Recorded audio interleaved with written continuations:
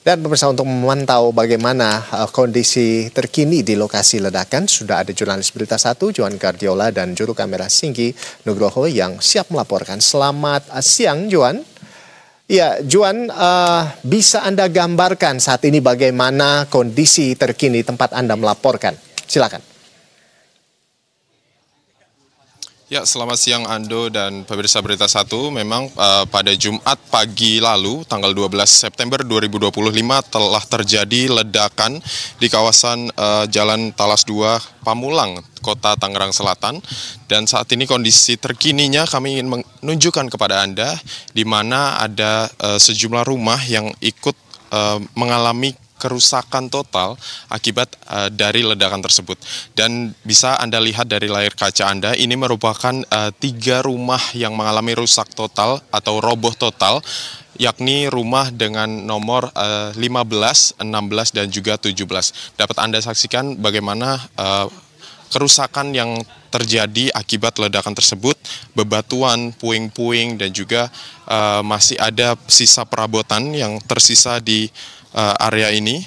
Dan tidak hanya 3 rumah saja, ini juga berimbas di rumah sekitarnya. Ada 5 rumah yang juga ikut rusak akibat dari ledakan tersebut. Dan berdasarkan keterangan dari Ketua RW yang tadi kami sempat berbincang, total yang tercatat sudah ada sebanyak 20 rumah yang ikut terdampak akibat ledakan tersebut.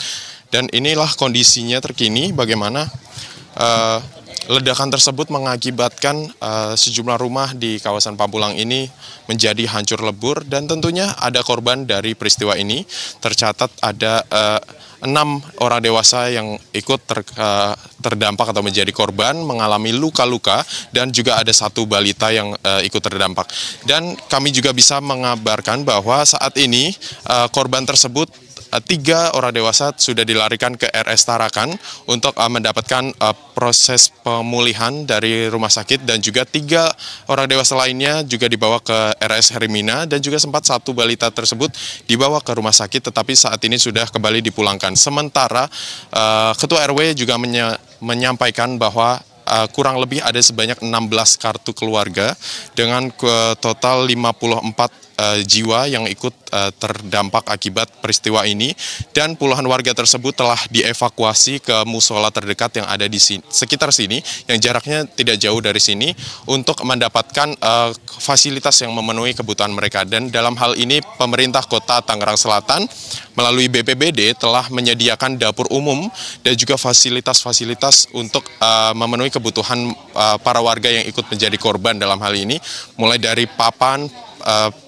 pangan, dan juga ada air mineral yang mereka sediakan untuk nantinya memenuhi kebutuhan dari mereka. Sementara ini memang dari pihak kepolisian sendiri telah melakukan olah TKP pada hari sebelumnya untuk mengetahui penyebab dari kebakaran tersebut. Dan kebakaran tersebut hingga saat ini hasilnya dari olah TKP tersebut adalah akumulasi dari gas tabung LPG yang terkumpul atau mengendap di satu ruangan dan terkena pemicu hingga menyebabkan ledakan yang luar biasa.